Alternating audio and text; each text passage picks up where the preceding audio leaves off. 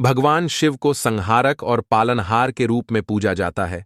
उनकी शिक्षाएं न केवल आध्यात्मिक ज्ञान प्रदान करती हैं, बल्कि हमारे दैनिक जीवन को भी सही दिशा देने में मदद करती हैं। शिव पुराण में बताया गया है कि घर की कुछ चीजें ऐसी होती हैं जिन्हें दूसरों को देने से घर में दरिद्रता का प्रवेश हो सकता है।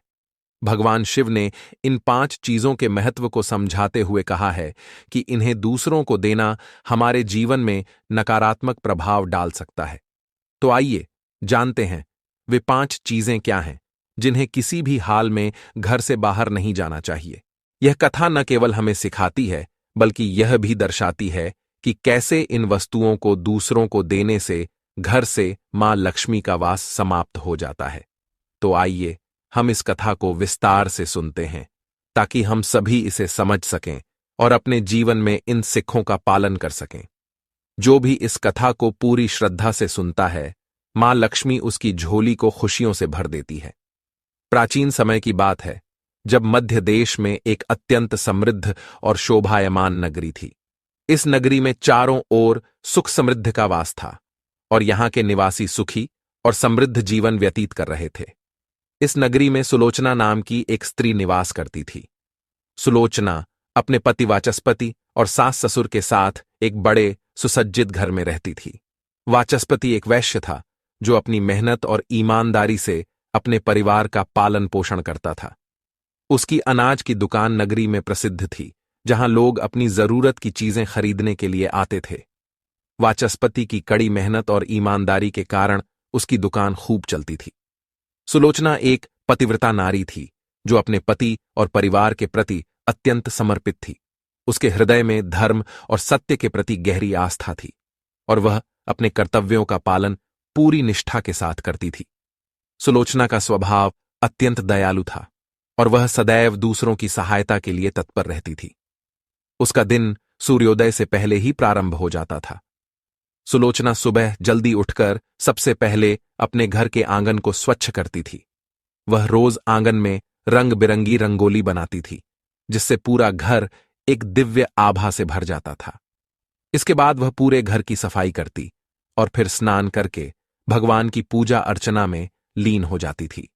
सुलोचना का विश्वास था कि पूजा के बिना कोई भी दिन शुभ नहीं होता, इसलिए वह प्रतिदिन तुलसी के पौधे को जल चढ़ाती और देवी देवताओं की आराधना करती। उसके पूजा स्थल पर सजीवता का आभास होता था, जहां दीपक की ज्योति और धूप की सुगंध चारों ओर फैल जाती थी। सुलोचना के ये धार्मिक और कर्तव्यपरायण गुण उसे अन्य महिलाओं से अलग बनाते थे।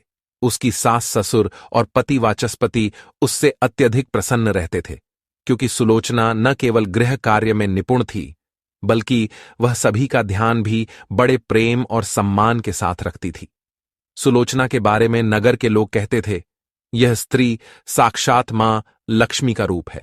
वह अपने परिवार का कितना अच्छा ध्यान रखती है और दूसरों की सहायता में सदैव तत्पर रहती है। सुलोचना दान पुण्य करने में भी कभी पीछे नहीं रहती थी। उसके दरवाजे से कोई भी याचक खाली हाथ नहीं लौटता था। सुलोचना का मानना था कि दूसरों की सहायता करने से ही सच्ची खुशी मिलती है। उसकी उदारता की चर्चा दूर दूर तक फैल चुकी थी और लोग उसके दयालु और परोपकारी स्वभाव की प्रशंसा करते नहीं थकते थे। सुलोचना अपने पड़ोसियों के साथ भी बहुत ही प्रेमपूर्ण व्यवहार करती थी। जो भी पड़ोसी किसी भी तरह की सहायता मांगता, सुलोचना बिना किसी हिचक के उसे दे देती थी। चाहे वह भोजन हो, वस्त्र हो या कोई अन्य आवश्यक वस्तु, सुलोचना सब कुछ खुले दिल से बांट देती थी।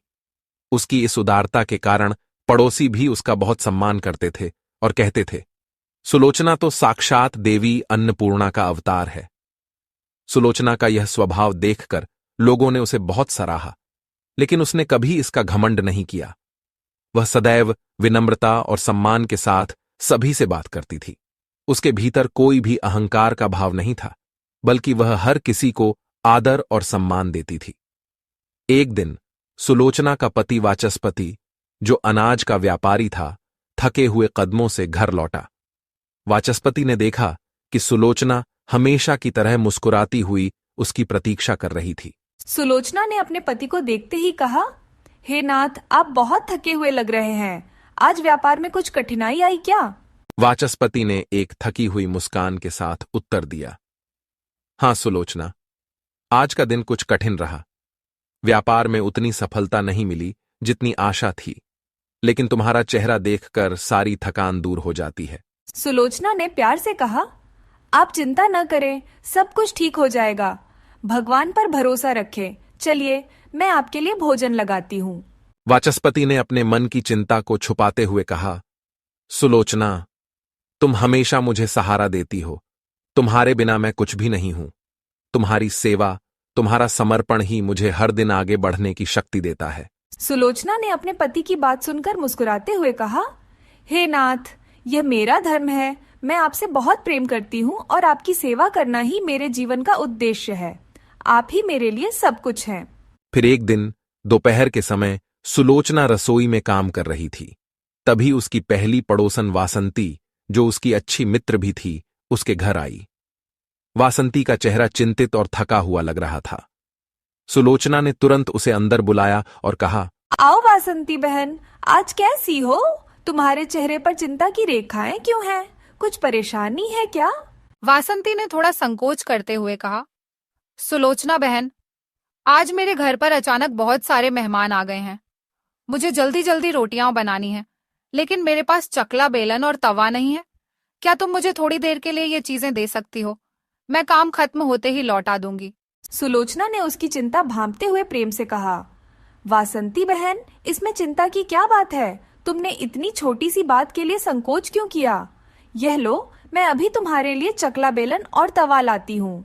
तुम्हें देर हो रही है तो जल्दी से काम पूरा करो। फिर सुलोचना रसोई के अंदर जाती है और तवा, चकला बेलन लेकर लौट कर आती है और उस पड़ोसन को दे देती है। वासंती की आंखों में आभार के आंसू छलक आए। उसने कहा, सुलोचना, तुम हमेशा मेरी मदद करती हो। सच कहूं तो तुम्हारे बिना मैं क्या करती।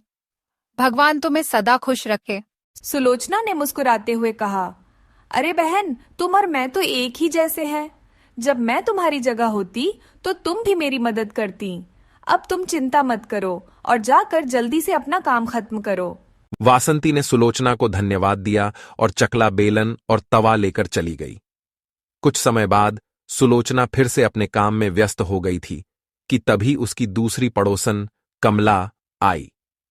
कमला का चेहरा उतरा हुआ और थका मांदा था। सुलोचना ने उसे भी अंदर बुलाया और पूछा, कमला बहन, क्या हुआ? तुम इतनी परेशान क्यों दिख रही हो? अगर कोई परेशानी है तो मुझे बताओ, मैं जो कर सकती हूँ जरूर करूंगी। कमला ने आंखों में आंसू भरते हुए कहा, सुलोचना बहन, मैं बहुत परेशान हूं। मेरे घर में बहुत गंदगी हो गई है और मेरे पास झाड़ू भी नहीं है।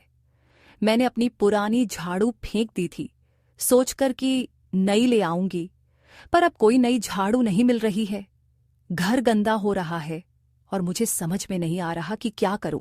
सुलोचना ने उसकी तकलीफ को समझते हुए कहा, कमला बहन, तुम इस छोटी सी बात के लिए इतनी परेशान क्यों हो रही हो? यह लो, मैं तुम्हें अपनी झाड़ू देती हूँ। तुम इसे ले जाओ और घर साफ कर लो। सफाई करना बहुत जरूरी है। फिर सुलोचना घर के अंदर चली गई और उसने अपने घर की झाड़ू लाकर कमला को दे दी। कमला ने अपने आंसू पोंछते हुए कहा, सुलोचना, मैं क्या कहूं? तुम मेरे लिए भगवान के भेजे किसी दूत से कम नहीं हो। तुम्हारी ये झाड़ू मेरे लिए बहुत मददगार साबित होगी। मैं जल्दी से घर साफ करके तुम्हें लौटा दूंगी। सुलोचना ने उसे सांत्वना देते हुए कहा, कमला बहन, इसमें कोई हर्ज नहीं है। जब तुम्हारा काम खत्म हो जाए तब झाड़ू लौटा देना। तुम्हारा घर साफ सुथरा होना चाहिए ताकि तुम शांति से रह सको। कमला ने सुलोचना को धन्यवाद कहा और झाड़ू लेकर चली गई। फिर शाम होने को थी जब सुलोचना ने दरवाजे पर दस्तक सुनी। दरवाजा खोलते ही उसने अपनी तीसरी पड़ोसन रुक्मिणी को देखा। रुक्मिणी का चेहरा उदास और चिंता में डूबा हुआ था। सुलोचना ने उसे अंदर बुलाकर बैठाया और कहा, हे रुक्मिणी बहन, आज तुम्हारा चेहरा इतना उदास क्यों है? अगर कुछ समस्या है तो मुझे बताओ, मैं जो कर सकती हूँ जरूर करूंगी। रुक्मिणी ने थकी हुई आवाज में कहा, सुलोचना बहन, मेरी बेटी को देखने के लिए आज लड़के वाले आ रहे हैं, पर मेरी चिंता का कारण यह है कि मेरे पास उसे पहनाने के लिए अच्छे कपड़े और गहने नहीं हैं। हमारे पास जो भी थोड़ा बहुत था वह सब बीमारियों में खर्च हो गया। अब क्या करूं ये समझ में नहीं आ रहा है। अगर तुम कुछ मदद कर सको तो मेरी बेटी के लिए कुछ गहने और एक साड़ी उधार दे दो। मैं वादा करती हूँ काम खत्म होते ही सब लौटा दूंगी।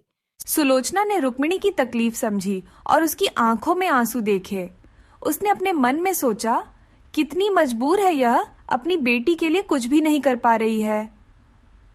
फिर उसने प्रेम से कहा, रुक्मिणी बहन, चिंता मत करो, तुम्हारी बेटी मेरी छोटी बहन जैसी है। मैं उसे कैसे बिना साज सज्जा के छोड़ सकती हूँ। यह लो, मैं तुम्हें मेरी सबसे अच्छी साड़ी और गहने देती हूँ। इन्हें पहनकर वह किसी राजकुमारी से कम नहीं लगेगी। रुक्मिणी की आंखों में कृतज्ञता के आंसू छलक पड़े। उसने कहा, सुलोचना, तुमने मेरी बहुत बड़ी चिंता दूर कर दी। मैं कभी नहीं भूलूंगी कि तुमने मेरे लिए क्या किया है। भगवान तुम्हें सदा सुखी रखे। सुलोचना घर के अंदर गई और साड़ी और गहने लेकर लौट आई, और फिर उसने वह गहने और साड़ी उस पड़ोसन को दे दिए। सुलोचना ने उसे साड़ी और गहने देते हुए कहा, तुम्हारी बेटी का जीवन बसने वाला है। यह बहुत खुशी की बात है। अब तुम जल्दी से तैयारियां करो और इस बात की चिंता मत करो। जब तुम्हारा काम खत्म हो जाएगा तब सब लौटा देना। रुक्मिणी ने सुलोचना को गले लगाकर धन्यवाद कहा और साड़ी और गहने लेकर चली गई। फिर जैसे ही रात होने को आई, सुलोचना ने दरवाजे पर एक और दस्तक सुनी। जब उसने दरवाजा खोला तो सामने उसकी चौथी पड़ोसन गौरी खड़ी थी। गौरी के चेहरे पर चिंता और परेशानी के भाव थे। सुलोचना ने उसे अंदर बुलाया और पूछा, हे गौरी बहन, आज तुम्हारे चेहरे पर इतनी चिंता क्यों है? अगर कुछ परेशानी है तो मुझे बताओ, मैं जो कर सकती हूँ अवश्य करूंगी। गौरी ने दुखी स्वर में कहा, सुलोचना बहन, आज मेरे घर में बहुत परेशानी है। मेरा बच्चा बहुत भूखा है और मेरे पास उसे पिलाने के लिए दूध नहीं है। मैं नहीं जानती कि अब क्या करूं। तुम हमेशा दूसरों की मदद करती हो, इसलिए मैं तुम्हारे पास आई हूं। क्या तुम्हारे पास थोड़ा दूध हो सकता है जिसे मैं अपने बच्चे को पिला सकूं? सुलोचना ने गौरी की हालत देखी और उसका दिल भर आया। उसने तुरंत कहा, गौरी बहन, इसमें कौन सी बड़ी बात है? तुमने मुझसे पहले क्यों नहीं कहा? यह लो, मैं तुम्हें अभी थोड़ा दूध देती हूँ। तुम्हारे बच्चे की भूख सबसे महत्वपूर्ण है। फिर सुलोचना अंदर गई और थोड़ा सा दूध लेकर आ गई और उसने उस पड़ोसन को वह दूध दे दिया। गौरी की आंखों में आंसू छलक आए। उसने कहा, सुलोचना बहन, तुम नहीं जानती तुमने मेरे लिए कितना बड़ा काम किया है। भगवान तुम्हें और तुम्हारे परिवार को हमेशा खुश रखे। मैं तुम्हारा यह एहसान कभी नहीं भूलूंगी। सुलोचना ने गौरी को दूध देते हुए कहा, तुम मेरी बहन जैसी हो। तुम्हारे बच्चे का पेट भरना मेरे लिए सबसे जरूरी है। अब जल्दी से जाओ और अपने बच्चे को दूध पिलाओ। गौरी ने सुलोचना को धन्यवाद कहा और दूध लेकर चली गई। इस प्रकार से सुलोचना अपने सभी पड़ोसियों की मदद कर देती है और प्रसन्न होकर घर का काम करने में लग जाती है। फिर रात होते ही उसका पति घर पर लौट आता है। सुलोचना अपने पति को प्रणाम करती है और उसकी खूब सेवा करती है। रात को दोनों पति पत्नी आनंद से सो जाते हैं। फिर दूसरे दिन वे जागते हैं तो उन्हें एक बहुत ही बुरी खबर कानों पर पड़ती है। एक आदमी दौड़ते हुए सुलोचना के घर पर आता है और सुलोचना के पति से कहता है, हे भाई, कल रात को किसी ने आपकी दुकान लूट ली है। सारा माल गायब है। सुलोचना का पति एकदम से घबरा जाता है और दौड़ते हुए अपने दुकान पर जाता है तो देखता है उसका सारा माल किसी ने लूट लिया है। वह देखता है कि उसके दुकान में रखा हुआ सारा धन भी चोरी हो चुका है। वह दुखी और निराश होकर घर पर लौटता है और सुलोचना को सारी बात बताता है, जिसे सुनकर सुलोचना बहुत दुखी हो जाती है। सुलोचना कहती है, आप चिंता न कीजिए जी, हमारे घर में अभी बहुत सारा धन रखा हुआ है जिससे आप फिर से व्यापार शुरू कर सकते हैं। फिर सुलोचना अपने घर की तिजोरी में देखती है तो वह भी पूरी तरह खाली दिखाई देती है। उसके अंदर का भी सारा माल अब चोरी हो चुका था। यह देखकर सुलोचना बहुत दुखी हो जाती है। उसे समझ में नहीं आता कि यह कैसे हुआ। सुलोचना का पति उस पर बहुत क्रोधित हो जाता है और पूछता है, सुलोचना, सच सच बताओ, हमारे घर के अंदर रखा हुआ सारा पैसा कहाँ गया? सुलोचना कहती है, मैं घर पर ही थी, सारा धन तिजोरी में ही था, किसने इसे चुरा लिया पता नहीं। सुलोचना का पति कहता है, ये जो तुम दूसरे लोगों को घर पर बुलाकर खिलाती हो, अनजान लोगों को घर में बुलाती हो, उसी का फल है ये। उन्हीं में से किसी ने हमारे घर का सारा पैसा चुरा लिया है। क्रोध में आकर सुलोचना का पति उसे भला बुरा कहता है। सुलोचना की सास भी उसे बहुत कोसती है और कहती है, हे बहू, तुम ही इन पड़ोसियों को घर की चीजें देती रहती हो, बिना सोचे किसी की भी मदद कर देती हो। उन्हीं में से किसी ने सारा पैसा चुरा लिया है। घर के सभी लोग सुलोचना को भला बुरा कहने लगते हैं। फिर सुलोचना अपने पति को दिलासा देते हुए कहती है, हे नाथ, मैंने मेरे कुछ गहने हमारी पड़ोसन को दिए हैं। मैं उसके पास से गहने लेकर वापस आती हूँ। फिर सुलोचना उस गरीब पड़ोसन के घर पर जाती है तो देखती है उसके घर पर कोई नहीं होता है। वह स्त्री भी घर छोड़कर सुलोचना के गहने लेकर भाग गई होती है। सुलोचना निराश होकर घर पर लौटती है और अपने पति को सारी बात बता देती है। सुलोचना की बात सुनकर उसका पति आग बबूला हो जाता है और सुलोचना को भला बुरा कहने लगता है। सुलोचना का पति कहता है, हे सुलोचना, तुम बड़ी मूर्ख हो। तुम्हारे ही कारण हमारा सारा धन वैभव चला गया है। तुम्हारे दान देने की आदत के कारण ही हमारे ऊपर यह मुसीबत आन पड़ी है। अब तू इस घर में नहीं रह सकती। तू अभी इसी क्षण इस घर को छोड़कर चली जा। सुलोचना कहती है, हे नाथ, आपके सिवा मेरा इस दुनिया में कोई नहीं है। मैं आपको छोड़कर कहाँ जाऊं? सुलोचना का पति गुस्से में कहता है, तू कहीं पर भी जा, लेकिन अब इस घर में तू नहीं रह सकती। तेरे ही कारण मेरा सब कुछ बर्बाद हो गया है। तू इस घर में रहेगी तो बचा कुचा सब नष्ट हो जाएगा। सुलोचना अपने पति को हाथ जोड़कर विनती करने लगती है और रोते हुए कहती है, हे स्वामी, ऐसा ना कहिए। मैंने कोई अपराध नहीं किया है। आपके बगैर मैं जीवित नहीं रह सकती। मुझ दासी को आप घर से मत निकालिए। लेकिन सुलोचना का पति उसकी एक नहीं सुनता है और उसे अपने घर से धक्के मारकर निकाल देता है और कहता है, अब तू इस घर से चली जा और लौटकर मत आना। चाहे तो किसी नदी में कूदकर अपनी जान दे दे, लेकिन अब तू इस घर में मेरे साथ नहीं रह सकती। फिर सुलोचना दुखी होकर रोते हुए अपने पति के घर को छोड़कर चली जाती है। चलते चलते सुलोचना माता लक्ष्मी के मंदिर में जाती है और मां लक्ष्मी से प्रार्थना करते हुए कहती है, हे माँ, मैंने ऐसा कौन सा पाप किया है जो मेरी ऐसी दशा हुई है? हे माँ लक्ष्मी, मैं तो नित्य आपकी पूजा करती थी, फिर भी आपने मेरा घर क्यों छोड़ा? कृपया मुझे बताओ माँ, मैंने ऐसा कौन सा अपराध किया जो आप मुझसे रूठ गई हो? फिर सुलोचना वहीं पर बैठकर सोचने लगती है, यदि मेरे पति मेरा स्वीकार नहीं करेंगे तो मैं जीवित रहकर क्या करूं? यदि मेरे ही कारण मेरे पति की दुर्दशा हुई है तो मुझे जीवित रहने का कोई अधिकार नहीं है। इतना सोचकर सुलोचना अपने प्राण देने के लिए नदी की तरफ जाने लगती है। नदी के पास जाकर सुलोचना माता लक्ष्मी से प्रार्थना करती है, हे माँ लक्ष्मी, अब मैं अपने प्राण देने जा रही हूँ। यदि मेरे द्वारा तुम्हारी पूजा में कोई कमी रह गई हो तो मुझे माफ करो। मैं अपने पति के बगैर जीवित नहीं रह सकती, इसीलिए अब मैं इस नदी में कूदकर अपने प्राण दे दूंगी। इतना कहकर सुलोचना नदी में कूदने ही वाली होती है कि साक्षात मां लक्ष्मी उस स्थान पर प्रकट हो जाती है। माँ लक्ष्मी सुलोचना से कहती है, रुक जाओ सुलोचना, रुक जाओ पुत्री, तुम यह क्या कर रही हो? सुलोचना आंखें खोलकर देखती है कि साक्षात मां लक्ष्मी उसके सामने खड़ी है।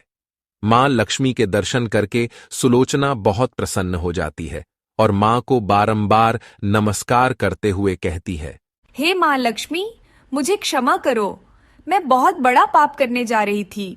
देवी लक्ष्मी कहती है, हे सुलोचना, मनुष्य को स्वयं अपने प्राण नहीं लेने चाहिए। ये महापाप है। ईश्वर ने जो शरीर प्रदान किया है उसे ऐसे नष्ट नहीं करना चाहिए। सुलोचना कहती है, हे माँ, मैं विवश हूँ। मेरे पति ने मेरा त्याग किया है और स्त्री को अपने पति को छोड़कर नहीं रहना चाहिए। मैं अपने पति को छोड़कर जीवित नहीं रह सकती, इसी कारण से अपने प्राण देने जा रही हूँ। देवी लक्ष्मी कहती है, हे सुलोचना, मैं सब कुछ जानती हूँ और यह भी जानती हूँ कि तुम्हारे पति ने तुम्हारा त्याग क्यों किया है। यह सब तुम्हारी ही भूल के कारण हुआ है।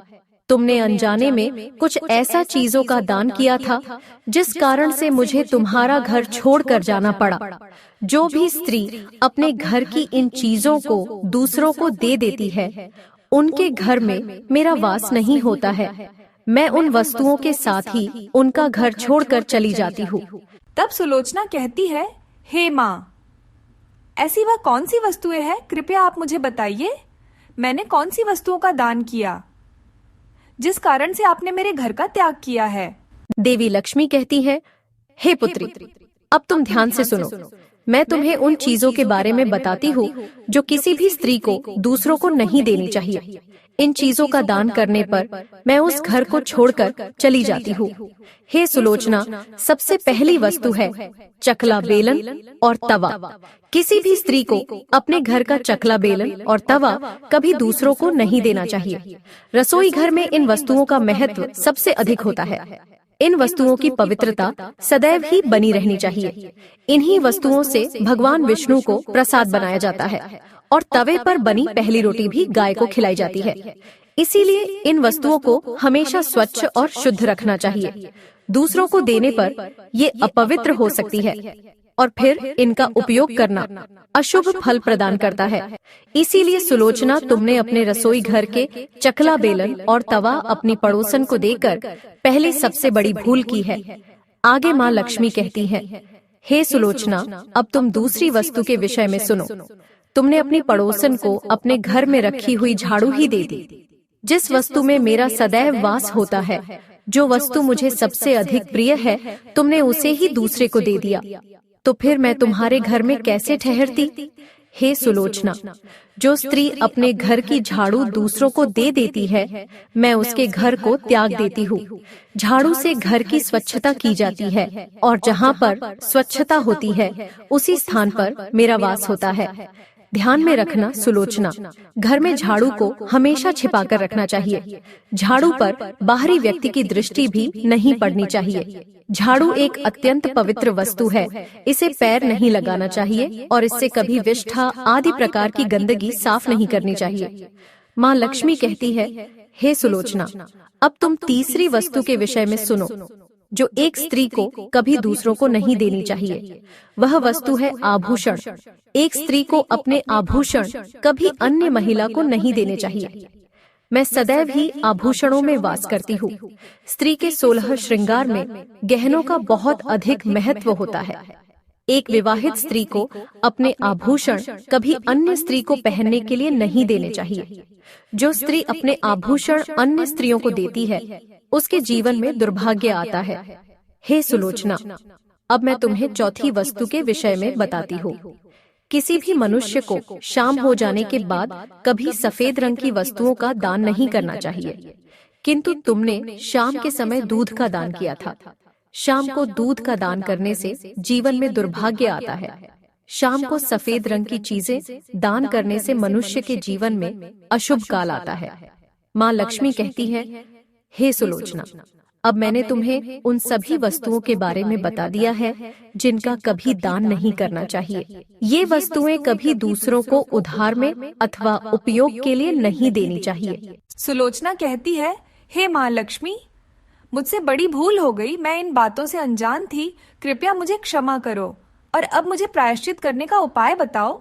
देवी लक्ष्मी कहती है, हे सुलोचना, तुमने प्रायश्चित पहले ही कर लिया है, इसीलिए अब तुम अपने घर पर लौट जाओ। मैं तुम्हें तुम्हारा संपूर्ण वैभव और धन संपत्ति लौटा देती हूँ। इतना कहकर माँ लक्ष्मी उस स्थान से अंतर्ध्यान हो जाती है। फिर सुलोचना भी माँ लक्ष्मी को धन्यवाद करती है और उस स्थान से घर की तरफ जाने लगती है। तभी उसका पति ढूंढते हुए उसी की तरफ आ रहा होता है। वह सुलोचना के पास आकर उससे क्षमा मांगता है और कहता है, हे सुलोचना, मुझे माफ करो। मैंने तुम्हें बहुत भला बुरा कहा था। तुम तो साक्षात देवी के समान हो। मां लक्ष्मी की कृपा से हमें अपना सारा धन वैभव वापस मिल गया है। जिन लोगों ने हमारा धन लूटा था, उन सभी ने हमारा धन हमें लौटा दिया और तुम्हारा नाम लेते हुए क्षमा मांग ली है। यह सुनकर सुलोचना बहुत प्रसन्न होती है और अपने पति के साथ घर पर लौट जाती है। मां लक्ष्मी की कृपा से सुलोचना के घर में फिर से सुख समृद्धि आती है और उसके बाद से सुलोचना ने अपने घर की ये 4 चीजें कभी दूसरों को नहीं दी। तो दोस्तों, उम्मीद है आपको यह कथा पसंद आई होगी। वीडियो को लाइक जरूर करें और कमेंट में जय मां लक्ष्मी जरूर लिखें। साथ ही चैनल को सब्सक्राइब करें। आप सभी का धन्यवाद।